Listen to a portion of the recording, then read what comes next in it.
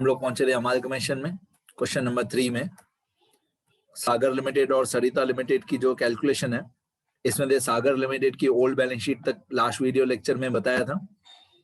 अभी सरिता लिमिटेड की old balance sheet ये भी मैंने ओरली बता दिया था, लिखना बाकी है। सरिता लिमिटेड की ओल्ड बैलेंस शीट मैंने बताया था, इसमें नेट एसेट्स में ओल्ड गुडविल जो 1 लाख है ये नहीं लेंगे, बाकी सब लेंगे। Machine, building, stock, furniture, datas, bank balance, ये सब हम लेंगे। मशीनरी 350, बिल्डिंग 450,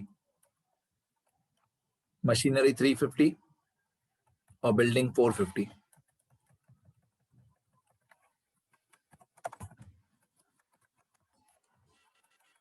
ये एसेट्स में लिखेंगे हम लोग, machinery,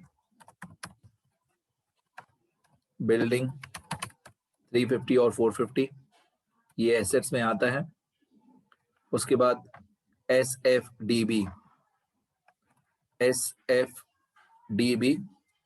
680 to 1 lakh, 680 to 1 lakh,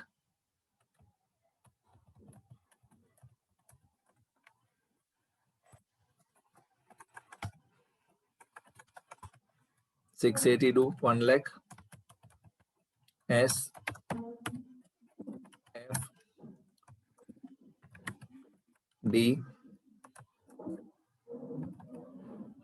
B पे क्या था, बैंक बैलेंस था कि बिल रिसीवेबल था? SFDB stock, furniture, debtors, bank balance. Stock, furniture, debtors, bank balance, ठीक है, ये चारों लेते हैं। 680 to 1 lakh, 350 और 146। 682 और 1 लाख मैंने लिख दिया, बाकी 350 और 146, 350 और 146।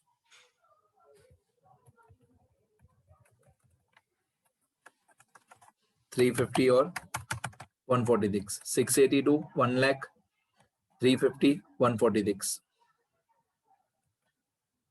682, 1 लाख, 350, 146 हो गया। ये सब मैंने लिख दिया ओल्ड गुडविल को छोड़ के। शेयर कैपिटल लायबिलिटीज में नहीं लेते हैं। प्रॉफिट एंड लॉस अकाउंट ये भी लायबिलिटीज में नहीं लेते हैं। डिविडेंड इक्वलाइजेशन फंड ये भी नहीं। रिजर्व फंड भी नहीं लेते हैं। 7% डिबेंचर्स, इनको हमने नए डिबेंचर्स दे दिए। क्रेडिटर्स लेंगे, बिल्स पेबल लेंगे, 60 और 6, मतलब डिबेंचर्स हो गया है हमारा, बाकी बचा क्रेडिटर्स और बिल्स पेबल, 60 और 6, ये लायबिलिटीज में आएगा। क्रेडिटर्स और बिल्स पेबल 60,000 और 6,000, ये क्रेडिटर्स और ये बिल्स पेबल, ठीक है। अब एडजस्टमेंट्स भी सारी कंप्लीट हो गई, दोनों कंपनीज की ओल्ड बैलेंस शीट भी कंप्लीट हो गई। अब हम लोग नेट एसेट्स सॉल्व करते हैं। अब हम लोग देखते हैं कि नेट एसेट्स कितना है। पहले सागर लिमिटेड का, ये सागर लिमिटेड के एसेट्स हैं, तो सागर लिमिटेड में एसेट्स में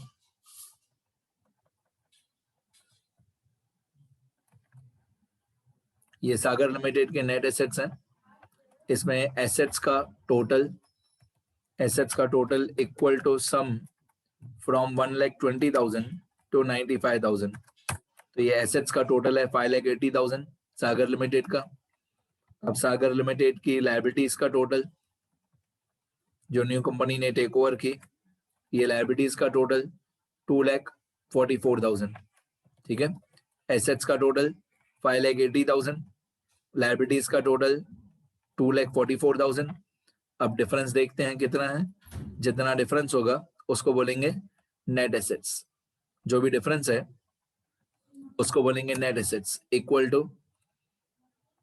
टू ये 5,80,000 माइनस 2,44,000, तो 5,80,000 माइनस 2,44,000 करोगे तो नेट एसेट्स आ जाएगा 3,36,000 सागर का।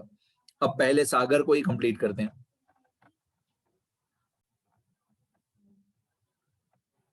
तो 5,80,000 एसेट्स का टोटल था, तो एसेट्स के टोटल में थे 5,80,000 में थे, लायबिलिटीज का टोटल 2,44,000 माइनस करोगे तो बाकी आएगा 3,36,000। ये नेट एसेट्स हुआ सागर का। अब सागर का पीसी सागर के पीसी में दो ही अमाउंट्स हैं, एक 3 लाख और एक 2000, तो ऑब्वियसली टोटल हुआ 3,02,000। ये पीसी का टोटल हुआ 3,02,000। ठीक है, अब हम लोग न्यू कंपनी के व्यू पॉइंट से सोचेंगे। न्यू कंपनी का नाम क्या था? सागर, सरिता और संगम। न्यू कंपनी का नाम था संगम लिमिटेड। तो संगम लिमिटेड को, न्यू कंपनी को नेट एसेट्स मिले 3,36,000 के। उसके सामने न्यू कंपनी ने परचेज कंसिडरेशन पे किया 3,02,000। तो नेट एसेट ज्यादा मिले हैं, पीसी कम पे किया है। अब न्यू कंपनी ने पीसी कम पे किया है, तो इस क्वेश्चन में गुडविल की जगह पे कैपिटल रिजर्व हो जाएगा। Here PC is less, here PC is less than net assets, so there is a profit, for new company, और प्रॉफिट को हम लोग बोलते हैं capital reserve, that is capital reserve. अब कैपिटल रिजर्व का फॉर्मूला होता है capital reserve equal to PC minus equal to net assets minus PC. तो यहाँ पे आएगा नेट एसेट्स। नेट एसेट हमको मिला 3,36,000, हम मतलब न्यू कंपनी। उसके सामने हमने परचेज कंसिडरेशन पे किया 3,02,000। तो हम लोगों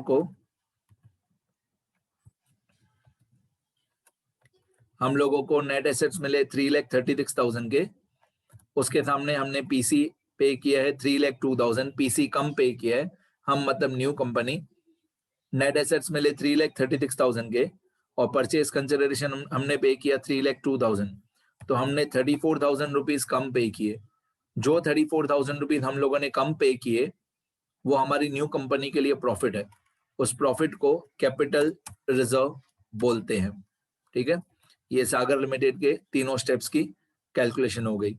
अब सरिता लिमिटेड, जो ओल्ड कंपनी 2 है, पहले इसके net assets equal to sum from 3,50,000 to 1,46,000, sum from 3,50,000 to 1,46,000। तो ये एसेट्स हुए 20,78,000 सरिता के। अब सरिता की लायबिलिटीज, तो सरिता की लायबिलिटीज का टोटल ये होगा 3,16,000। ये सरिता की लायबिलिटीज का टोटल है 3,16,000। आगे अब एसेट्स के टोटल में से लायबिलिटीज का टोटल माइनस कर देंगे तो हमारा नेट एसेट्स आ जाएगा। यहाँ पे नेट एसेट्स आ जाएगा हमारा इक्वल टू 20,78,000 माइनस 3,16,000, 2078 माइनस 316। तो हम लोगों को सरिता के नेट एसेट्स जो मिले हैं वो मिले हैं 17,62,000। कितने नेट एसेट मिले? 17,62,000, हम मतलब न्यू कंपनी। आगे अब परचेज कंसिडरेशन, इसका परचेज कंसिडरेशन है, दो ही अमाउंट है, एक 18 लाख और एक 1,80,000। तो ऑब्वियसली इन दोनों का टोटल होगा 19,80,000। इन दोनों का टोटल होगा 19,80,000। एक अमाउंट ये और एक अमाउंट ये, तो इन दोनों का टोटल है 19,80,000। ओके, नेट एसेट्स कितने मिले? ओल्ड कंपनी 2 के नेट एसेट्स हमको मिले 17,62,000 के। उसके सामने हमने पीसी कितना पे किया? हमने पीसी पे किया 19,80,000, तो पीसी ज्यादा पे किया। ओल्ड कंपनी 2 में हमने पीसी ज्यादा पे किया है। पीसी अगर ज्यादा पे किया है, here PC is more than net assets, so there is a loss for new company, that is goodwill. Goodwill का फॉर्मूला होता है पीसी माइनस नेट एसेट्स। तो पीसी है ये 19,80,000 और पीसी है 19,80,000 और नेट एसेट्स है 17,62,000, ये रहा नेट एसेट्स है 17,62,000। तो न्यू कंपनी ने ज्यादा पीसी पे किया, तो जब न्यू कंपनी ज्यादा पीसी पे करती है तो न्यू कंपनी का लॉस होता है और उस लॉस को गुडविल बोलते हैं। मतलब ओल्ड कंपनी 1 में कैपिटल रिजर्व है 34,000 और ओल्ड कंपनी 2 में गुडविल है 2,18,000, 2,18,000। डन, दोनों के 3 स्टेप्स हो गए। अब न्यू कंपनी की कैलकुलेशंस। अब न्यू कंपनी की कैलकुलेशन, न्यू कंपनी में जाएंगे,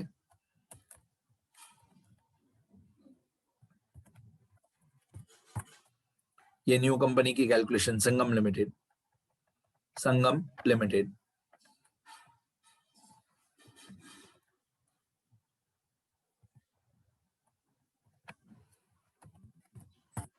संगम लिमिटेड में ऑथराइज कैपिटल दिया हुआ था 3 लाख शेयर्स, फिर रिमेनिंग शेयर्स हमने निकाला था,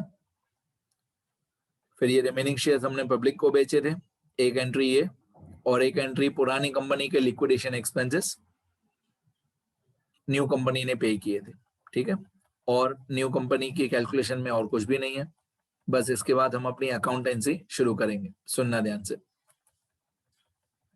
अब एंट्रीज वगैरह, अकाउंट्स वगैरह, पहले in the books of new company, पहले journal entries in the books of new company, ठीक है। अब परचेजिंग कंपनी न्यू कंपनी का नाम क्या है? संगम लिमिटेड। संगम लिमिटेड की बुक्स में जर्नल एंट्रीज, ठीक है। शुरू करते हैं।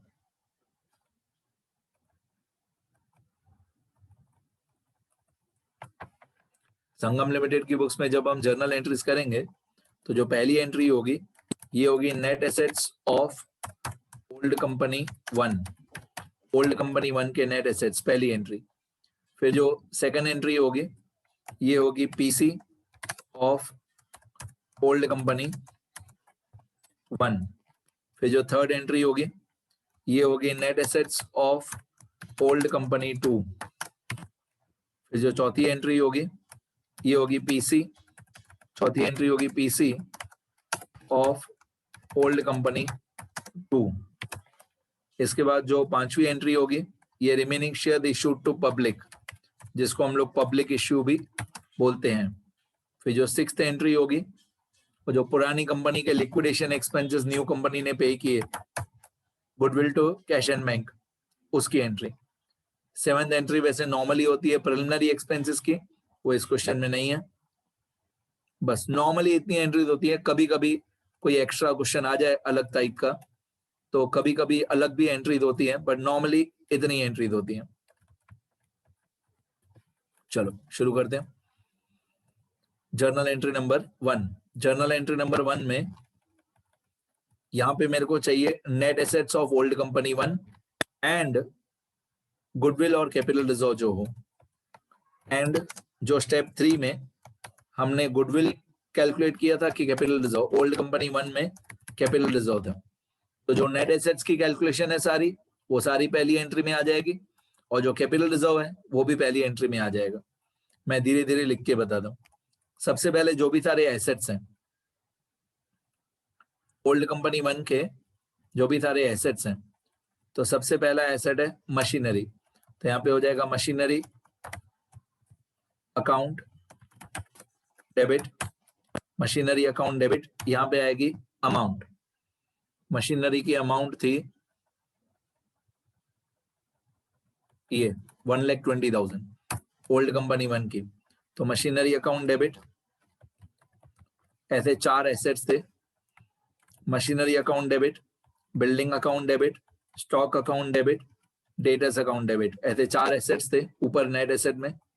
मशीनरी की अमाउंट थी 1,20,000, बिल्डिंग की अमाउंट 2,15,000, स्टॉक की अमाउंट 1,50,000, डेटर्स की अमाउंट 95,000, ठीक है। 120, 215, 150, 95,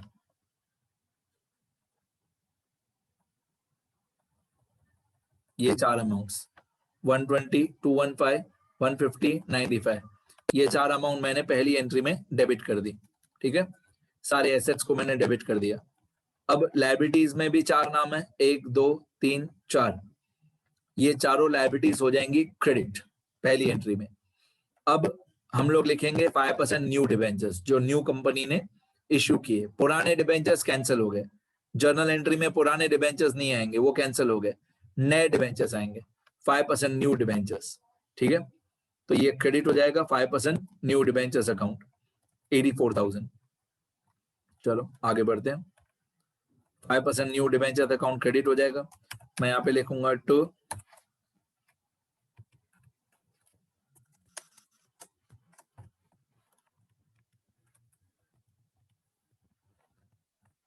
तो 5% न्यू डिबेंचर्स अकाउंट।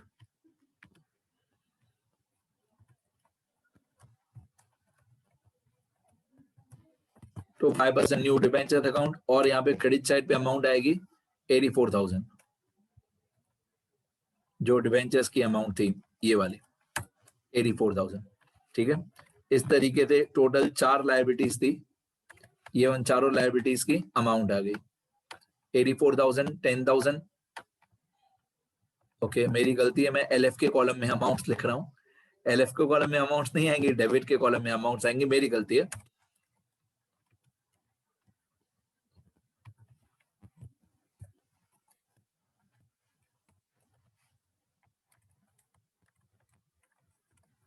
मैं भूल से एलएफ के कॉलम में लिख रहा हूँ अमाउंट्स। ओके, ये 84,000 यहाँ पे क्रेडिट साइड पे आएगा।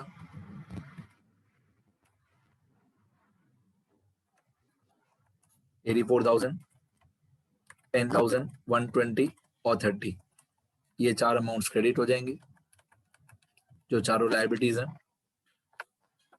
84, 10,000, 120 और 30, ये चारों लायबिलिटीज की अमाउंट है। आपके पास नोटबुक होगी या सप्लीमेंट्री होगी, उसमें से देख के कैलकुलेशन लिखते जाना, जो भी सब लायबिलिटीज है उनको हम क्रेडिट करेंगे।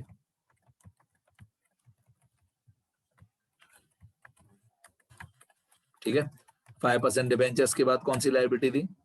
5% डिबेंचर्स के बाद जो लायबिलिटी थी वो है बैंक ओवरड्राफ्ट, तो बैंक ओवरड्राफ्ट हो जाएगा क्रेडिट। इसके बाद है क्रेडिटर्स, क्रेडिटर्स हो जाएगा क्रेडिट। इसके बाद है बिल्स पेबल, बिल्स पेबल हो जाएगा क्रेडिट। ठीक है, तो स्टेप 1 में जितने भी एसेट्स थे मैंने डेबिट कर दिए, जितनी भी लायबिलिटीज थी उनको क्रेडिट कर दिया। अगर इस वक्त डेबिट माइनस क्रेडिट करेंगे तो पीसी नहीं आएगा, अभी डेबिट माइनस क्रेडिट करूंगा तो पीसी नहीं आएगा। मेरे को स्टेप 3 वाली अमाउंट, अगर स्टेप 3 में गुडविल है तो मैं यहाँ पे डेबिट करूंगा, अगर स्टेप 3 में कैपिटल रिजर्व है तो मैं यहाँ पे क्रेडिट करूंगा। स्टेप 1 और स्टेप 3 की अमाउंट्स को कंबाइन करना पड़ता है, तो ही क्रेडिट साइड पे डिफरेंस पीसी की अमाउंट आएगी। मतलब यहाँ पे क्रेडिट साइड पे जो डिफरेंस आना चाहिए वो उतना ही आना चाहिए जितना पीसी है। वो तभी आएगा जब आप गुडविल को डेबिट कर दो या कैपिटल रिजर्व को क्रेडिट कर दो, जो स्टेप 3 में था। तो स्टेप 3 में हमारा कैपिटल रिजर्व था, अब कैपिटल रिजर्व था तो उसको मैं कर दूंगा credit to capital reserve account. अब कैपिटल रिजर्व की जो अमाउंट थी वो मेरे हिसाब से 34,000 थी, ये रहा कैपिटल रिजर्व की जो अमाउंट थी वो 34,000 थी। मैं बार बार बोल रहा हूँ, स्टेप 3 में गुडविल हो तो उसको यहाँ पे डेबिट कर देना, और स्टेप 3 में कैपिटल रिजर्व हो तो यहाँ पे क्रेडिट कर देना। मतलब जर्नल एंट्री नंबर 1 में स्टेप 1 और स्टेप 3 दोनों को कंबाइन करना है, फिर जितना डिफरेंस हो उसको लिखना है टू लिक्विडेटर ऑफ, पुरानी कंपनी का नाम क्या था? Sagar, to liquidator of Sagar limited, to liquidator of Sagar limited account, जितना भी डेबिट माइनस क्रेडिट डिफरेंस हो। अब मैं आपको लिख के बताता हूँ, ये जो डेबिट वाली अमाउंट्स हैं 4, इनका टोटल आ रहा है 5,80,000, इनका टोटल आ रहा है, डेबिट वाली 4 अमाउंट्स का टोटल आ रहा है 5,80,000, और क्रेडिट में 1 2 3 4 5 अमाउंट्स है, इनका टोटल आ रहा है 2,78,000, क्रेडिट का टोटल आ रहा है 2,78,000, तो अगर डेबिट में 580 है और क्रेडिट में 278 है तो डिफरेंस 3,02,000 आएगा। 5,80,000 माइनस 2,78,000 तो डिफरेंस आ जाएगा 3,02,000। ये ऑटोमेटिकली उतना ही आएगा डिफरेंस 3,02,000 जितना हमारा पीसी है। ठीक है, being assets and liabilities of Sagar Limited taken over। बस ये पहली एंट्री कंप्लीट हो गई, डन, फर्स्ट एंट्री कंप्लीट।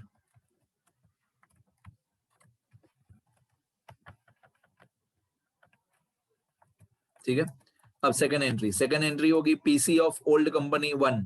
ये तो मेरे को याद है कि liquidator of Sagar limited account हो जाएगा डेबिट। जो लिक्विडेटर ऑफ सागर लिमिटेड पहले क्रेडिट हुआ 3,02,000, वही 3,02,000 डेबिट हो जाएगा। जो 3,02,000 लिक्विडेटर ऑफ सागर लिमिटेड पहली एंट्री में क्रेडिट हुआ, यही दूसरी एंट्री में डेबिट हो जाएगा। अब जिन लोगों ने इसके प्रीवियस वाला क्वेश्चन सीखा था, क्वेश्चन 2, उनको अभी पता चलेगा कि सर अकाउंटेंसी तो सारी सेम है, सिर्फ कैलकुलेशन चेंज किया आपने। Accountancy, journal entries, new balance sheet सब सेम है। अच्छा, सागर लिमिटेड को हम लोगों ने क्या क्या दिया? तो सागर लिमिटेड को हमने इक्विटी शेयर्स दिए और कैश एंड बैंक दिया। तो to equity share capital account, मेरे को याद है पीसी में 3 लाख रुपए था इक्विटी शेयर कैपिटल और 2,000 रुपए था कैश एंड बैंक।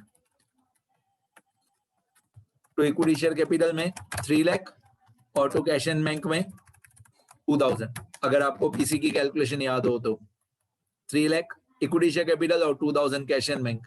प्रीमियम नहीं था, प्रीमियम अगर हो तो क्रेडिट कर देना। न्यू कंपनी की बुक्स में प्रीमियम अलग से रिकॉर्ड होता है, अगर प्रीमियम हो तो यहाँ पे अलग से लिखना। ठीक है, being purchase consideration paid to Sagar limited, being purchase consideration paid to Sagar limited, done. कितनी एंट्री हो गई? 2। अब इसी तरीके से थर्ड एंट्री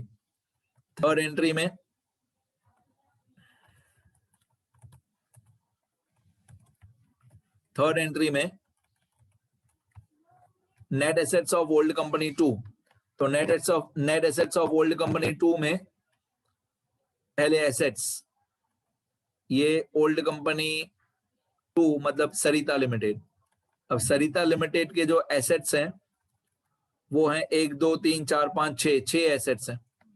तो मशीनरी अकाउंट 3,50,000 ये डेबिट होगा, सारे एसेट्स डेबिट होंगे बेसिकली।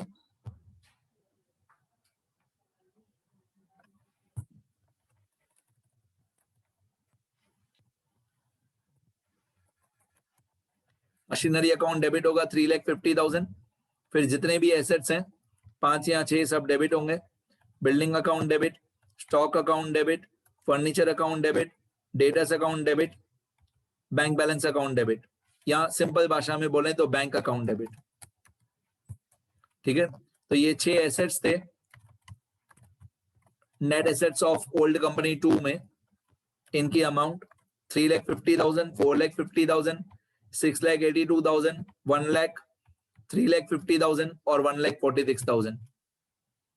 ये net assets of old company 2 में सारे जो एसेट्स थे वो मैंने डेबिट कर दिए। फिर अब जो सारी लायबिलिटीज हैं उनको क्रेडिट करेंगे, जो भी सारी लायबिलिटीज हैं।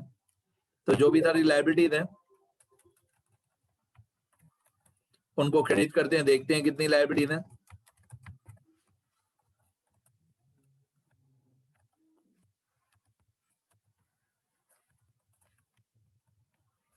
जितनी भी लायबिलिटीज हैं वो क्रेडिट हो जाएंगी।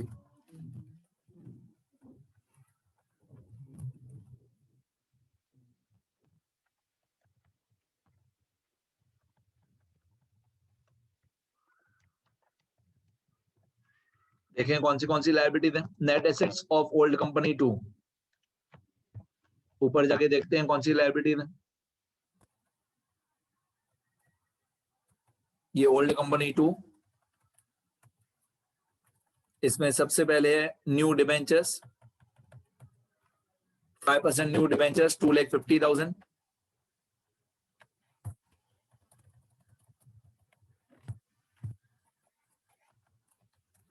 New debentures 2,50,000,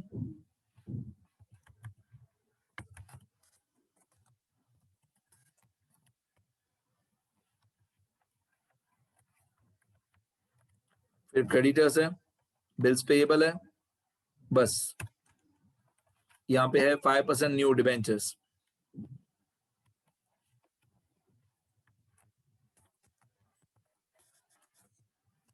new debentures account credit 2,50,000, 60,000, 6,000, तीन ही लाइबिलिटीज हैं, 250 और 60 और 6। एक बार मैं आपको ऊपर जाके दिखा देता हूँ, 250 और 60 और 6, ये तीन ही लाइबिलिटीज हैं, 250 और 60 और 6, तीनों लाइबिलिटीज मैंने क्रेडिट कर दी। स्टेप 2 को फिलहाल जाने दो। स्टेप 3 में गुडविल है 2,18,000, 2,18,000 गुडविल, ये नेट एसेट्स के साथ डेबिट हो जाएगा। गुडविल 2,18,000, 2,18,000 गुडविल जो है ये नेट एसेट्स के साथ इसको डेबिट करना पड़ेगा यहां पे। तो गुडविल अकाउंट जो है, गुडविल अकाउंट 2,18,000 डेबिट हो जाएगा। स्टेप मैंने जैसे बार बार बताया, स्टेप 1 और स्टेप 3 की सारी अमाउंट्स को कंबाइन करना है। स्टेप 1 में जितने भी एसेट्स हैं उनको डेबिट करना है, स्टेप 1 में जितनी भी लायबिलिटीज हैं उनको क्रेडिट करना है, स्टेप 3 में गुडविल हो तो डेबिट करना है, स्टेप 3 में कैपिटल रिजर्व हो तो क्रेडिट करना है। अब डिफरेंस उतना ही आएगा जितना हमारा पीसी है।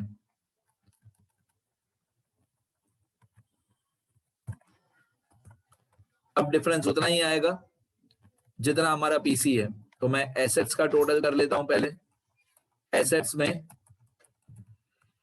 3 और 3 7, टोटल 7 एसेट्स हैं, इनका टोटल है 22,96,000। 7 एसेट्स का टोटल है 22,96,000। अब 3 लायबिलिटीज हैं, 3 लायबिलिटीज का टोटल है 3,16,000, 3,16,000। तो 22,96,000 माइनस 3,16,000, तो डिफरेंस आएगा 19,80,000। अब ऑटोमेटिकली ये उतना ही आया जितना हमारा पीसी था, 19,80,000। इसको बोलेंगे to liquidator of Sarita limited account, 19,80,000 liquidator of Sarita limited. ठीक है, अब इसको आगे सॉल्व करते हैं। इसकी नरेशन होगी, being assets and liabilities of Sarita limited taken over, being assets and liabilities of Sarita limited taken over. अब पीसी ऑफ ओल्ड कंपनी 2, मेरे को तो अमाउंट्स याद है सारी। पीसी ऑफ ओल्ड कंपनी 2, तो ये जो 19,80,000 था ये हो जाएगा debit, liquidator of Sarita limited account debit. इसमें से मेरे को याद है कि हमने 18 लाख रुपीस का इक्विटी शेयर कैपिटल दिया था और 1,80,000 का कैश एंड बैंक दिया था। ठीक है, तो liquidator of Sarita limited account debit हो जाएगा, liquidator of Sarita limited account debit हो जाएगा टू इक्विटी शेयर कैपिटल और to cash and bank, to equity share capital account और to cash and bank account. Done, ये हमारा पीसी हो गया of old company 2, being PC paid to Sarita limited, being PC मतलब purchase consideration paid to Sarita limited या liquidator of Sarita limited. अब ये हमारी 4 एंट्री हो गई। 5वीं एंट्री जो रिमेनिंग शेयर हमने इशूड टू पब्लिक वाली एंट्री की थी, उसमें हमारी जर्नल एंट्री थी, मेरे को याद है, बैंक अकाउंट डेबिट तो इक्विटी शेयर कैपिटल अकाउंट तो सिक्योरिटी प्रीमियम अकाउंट। 90,000 शेयर्स था, multiply by 11, 9,90,000, 90,000 multiply by 10, 9 lakh, और 90,000 मल्टीप्लाई बाय 1, 90,000। ये मैंने ऊपर कैलकुलेशन लिख दिया है इसका। Being remaining shares issued to public. और एक और एंट्री थी, लिक्विडेशन एक्सपेंसेस दोनों ओल्ड कंपनीज का न्यू कंपनी ने पे किया, तो ये जर्नल एंट्री है in the books of new company. ये जर्नल एंट्री था in the books of new company. तो जो पे करता है वो एंट्री करता है। ये दोनों पुरानी कंपनीज का खर्चा न्यू कंपनी ने पे किया, तो न्यू कंपनी वाला लिखेगा goodwill account debit to cash and bank account 1400 being liquidation या dissolution expenses of both old companies paid by new company. आप सिर्फ पेड मतलब न्यू कंपनी ने पे किया, डन 1400। और 7th एंट्री होती है, वैसे इस क्वेश्चन में नहीं है, preliminary expenses account debit, preliminary expenses account debit to cash and bank account, पर इस क्वेश्चन में ये एंट्री नहीं है, डन। अब एक बार मैं ये 9,90,000 और 1400 वाली एंट्रीज दिखा देता हूं, वैसे आपको याद होगा अभी तक, पर एक बार मैं कैलकुलेशन में दिखा देता हूं। ये रही दोनों एंट्रीज, ठीक है। टोटल कितनी एंट्री थी न्यू कंपनी की? 6 एंट्रीज। पहले net asset of old company 1, फिर net asset of old company 2, फिर नेट एसेट पहले net asset of old company 1, फिर पीसी ऑफ ओल्ड कंपनी 1, फिर net asset of old company 2, फिर पीसी ऑफ ओल्ड कंपनी 2, फिर ये remaining share issued to public, फिर ये goodwill to cash and bank. 6 entries. अब इन्हीं 6 एंट्रीज में से न्यू कंपनी की बैलेंस शीट बनानी है। सिंपल है, सिर्फ जर्नल एंट्रीज में से बनानी है। ये जो 6 जर्नल एंट्री लिखी हुई है, यही न्यू बैलेंस शीट में लिखनी है। सिंपल है, जो डेबिट है वो एसेट में आएगा, जो क्रेडिट है वो लायबिलिटी में आएगा। एक वर्टिकल बैलेंस शीट बनानी है हमको, ये रही, ऐसी वर्टिकल बैलेंस शीट बनानी है, ठीक है। और उसके बाद हम लोगों को ओल्ड कंपनी के अकाउंट्स बनाने हैं। फॉर्मेट मैंने पहले से ही बना के रखा है, बट इस वीडियो लेक्चर में कंप्लीट नहीं करेंगे।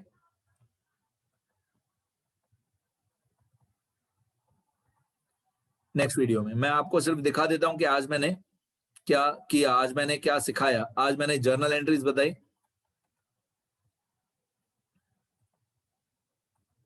कैलकुलेशन कंप्लीट की आज। चलो आप वीडियो पॉज करके लिख सकते हो, आज कैलकुलेशन आज के लेक्चर में से लिख सकते हो, क्योंकि कैलकुलेशन आज कंप्लीट हुई।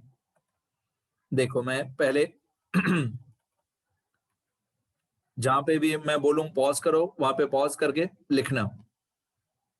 यहाँ पे रुक जाना, वीडियो में पॉज करना और पहले इतना लिख लेना। हर 2 सेकंड के बाद पॉज कर देना।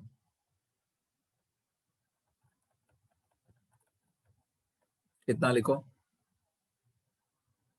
जो लोग रिकॉर्डेड लेक्चर देखेंगे, हर 2 सेकंड में पॉज कर देना वीडियो।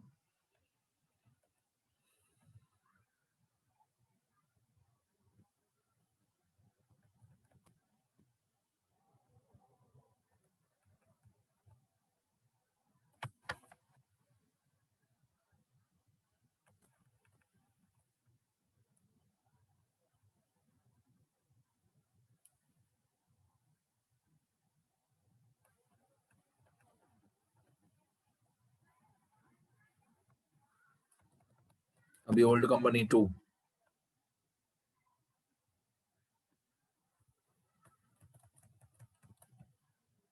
ये ओल्ड कंपनी 2,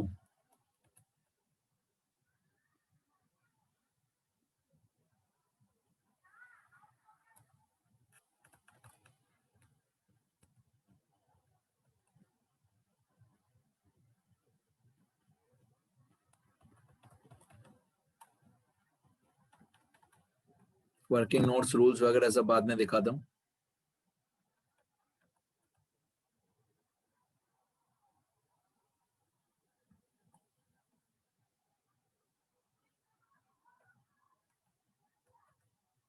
ठीक है, ये कैलकुलेशन दिखा दी मैंने सारी।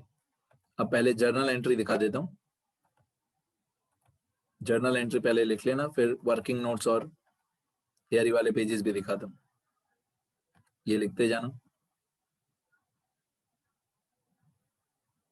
लिखोगे तो ही ज्यादा टाइम तक याद रहेगा बेटा, ओरली याद नहीं रहेगा। लिखोगे तो याद रहेगा।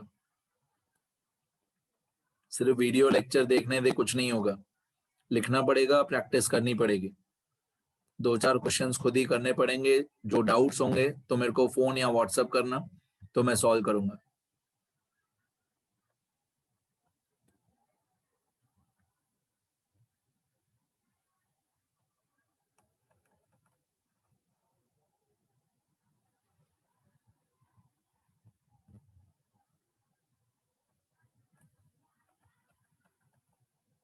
ठीक है, ये हमारी जर्नल एंट्रीज भी हो गई। अब पहले वर्किंग नोट्स दिखाता हूँ। जो भी मैंने साइड में लिखा हो वो सब लिख लेना। ये अमाउंट्स लिखने की जरूरत नहीं है, ये अमाउंट्स भी लिखने की जरूरत नहीं है।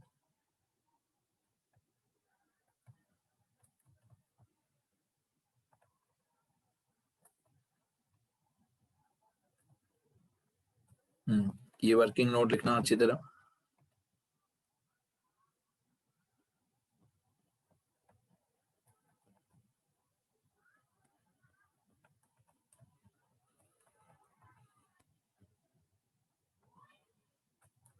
फिर ये सब थियरी वाले पेजेस में।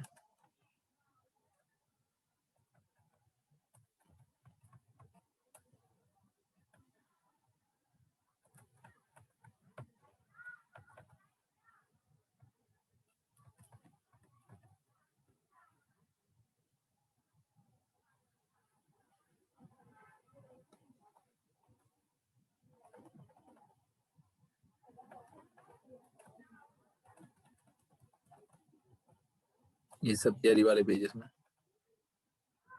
ठीक है, और अगर आप लोगों को कोई भी डाउट है तो मेरे को इस नंबर पे फोन या व्हाट्सएप करना, मैं आपका डाउट सॉल्व कर दूंगा।